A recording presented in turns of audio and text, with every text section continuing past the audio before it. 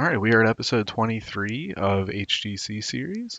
We start off the show with the pre-show angle of J.K. Stallings, who is like our owner. He's our user character, and Jeb Langley just like warm up the crowd, just a way to kind of get like Jeb on the show. And I kind of want to see if J.K. can be used in angles and maybe even develop him as a way to help like just he's I don't know, not a Vince McMahon, but not a Tony Khan, like an in between. But we'll see. Then we have a pre-show tag match with the Golden Electra, Golden Fox and Electra defeat Jimmy Power and Chris Perkins, and a match that's way better than it had any right being. Um, yeah, I mean, just to get these guys all on the card and get the two luchadors a win.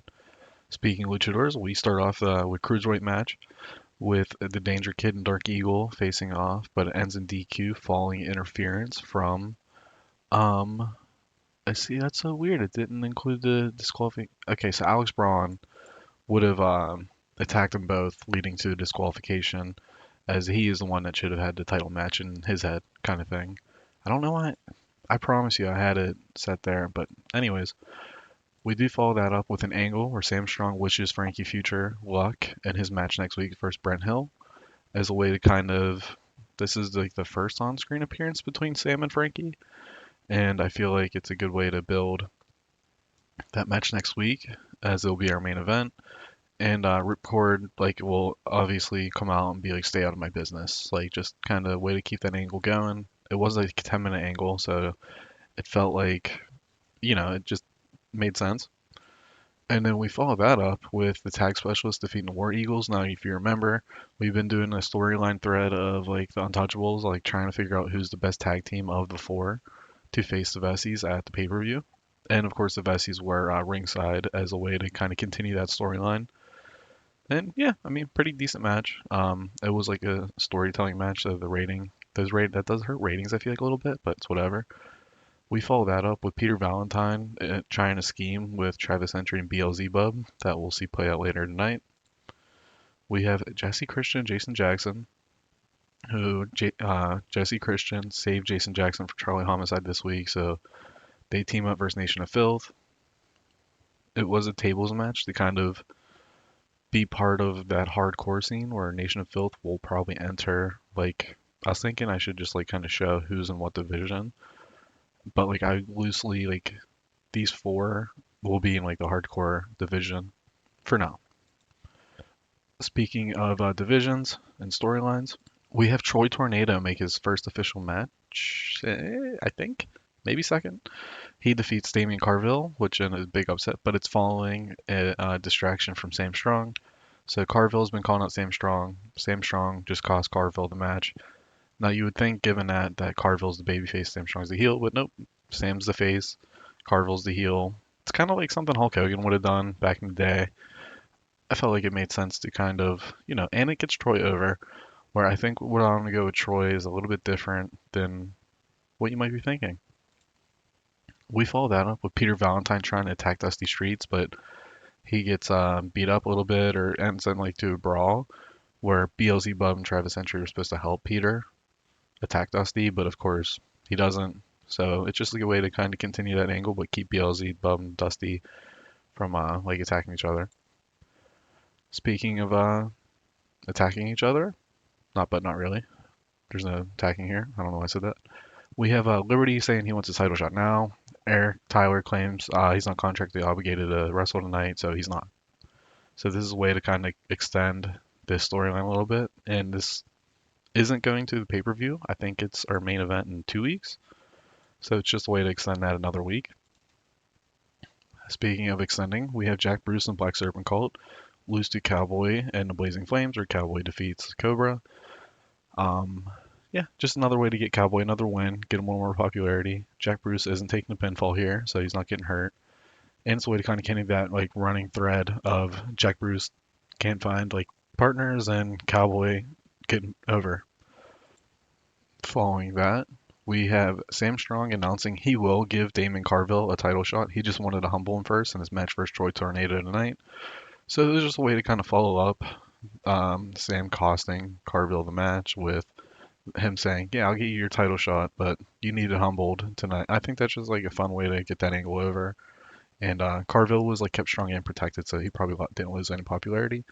In our main event, we have RP Jr. defeating Paul Steadyfast as a follow-up to Total Mayhem, where Paul cost RP Jr. the match for the international title. So just a way to kind of put that to bed. And I got to figure out what I'm going to do next with RP Jr. I've been kind of vaguely teasing his heel turn, but now with, I guess we can get to it with the next part, is things might have changed with his heel turn. So, yep. Honestly, if we don't have Sam Strong there, we probably close to turn a profit. Yeah. I mean, we should be hitting that 65 mark by end of the year easy. But yeah, so RP Jr. originally probably gonna be the first heel turn in the company, but now the reason being I am Mount Mayhem's retiring. Uh, oh, we jobbed him out. So we do lose another week again, but let's see, what a new government is the name. That's hilarious. Um, Let me see here. Okay, so isn't the collectors? That's not our guys. But okay, so RP Jr. was gonna turn heel, and he still might. Oh boy, whew. Let's see what's happening here. Okay, whatever. Yeah, I can't have Dusty and Sam on the same whatever. Oh boy, whew. Um, yeah. So with Tommy, we can kind of get to it here in a sec. But with Tommy Cornell coming in, I think the way I'm going to introduce him is a little bit different, given the original plans I had, where RP Jr. would have turned. It would have led to him and someone versus the Vessies at Total Mayhem. He would have cost the Vessies a title, and I still might go this route. But with Tommy Cornell coming in, a big part of his history is the Syndicate stable. So I'm thinking of introducing him as part of the Syndicate, which I can, leave it up to mystery as to who will be the other three members. It will be another outside party and then two people in the company. Um, but I feel like with that, RP Jr. staying a face to be like with the All Star team as like the babyface stable, since I have the Untouchables, I have, you know, like I feel like it's good to keep that. Um, oh boy, all right, we don't care about that. Don't care about that. We do care about these stuff. All right, I don't care about the riffs. Sorry if you hear my mouse. I forgot I didn't switch out to my mouse that doesn't have like the clicking, so I apologize if you heard that. But let's see here. So we can sign Tommy for 18 months. So here's the thing that we got to think about is if we let it go for 18 months, he will be available in January of 99, which is right around when I have like big plans for, like with Big Easy and Mr. Supreme coming in. But in real life, Tommy does follow, or does not follow. He does join HGC, ultimately TCW. And then Sid Streets is someone I'm gonna probably sign regardless of the price. And it'll be a good way to get Dusty an ally in the locker room. Alright, so let's see here. Okay, so if we offer 3 years, let's go ahead. Just do that. 3 years. We don't need him on house shows. He's not gonna get any better. 20%. We'll just go 110. I like easy numbers. Um, we'll go 25 here. Okay. He wants higher cut of merchandise sales. Can do that. He wants creative control in his contracts, which of course we're not giving him. We'll just bump it off another 10 grand. Nope. Okay, maybe another here. And then we'll just get in like $5,000 increments. And good thing about being HGC is I can overpay people. Like, so he'll be paid when we have a pay-per-view, assuming he's on it. Sorry, I had to clear my throat. That came through. It's at 126,000, so he'll be paid 150,000, but it'll be worth it as he's an 80 popularity guy. Still good, great microphone, makes sense. And then yeah, so I think we'll sign him for sure. Golden and Viper, we're gonna give like just like little I just go like that. Unlimited. Where's the pass the torch?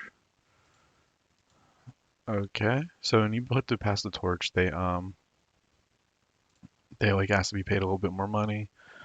So we'll do that, and then just sign them a little bit, and then whenever they are on their way out, I will, what's it called? I will just like sign them again to like a 1 month deal, and then just draw them out from there. That's fine with me because I don't really run B shows. I'm not gonna do B shows or anything in the save. I don't really need the extra work for it. Yeah, so Tommy, I gotta really think about it, and I think this is a good stopping point because I gotta think about, do I wait to bring Tommy into the bigger angle of like being a marquee piece and like ultimately an invasion type storyline, or do I bring him in now to part of his background of like the syndicate? He's only 18, 19 years old in the save, so like, yeah, he's great, but like I don't know. I'll think about it. All right, well, talk to you guys next time. Thank you for watching.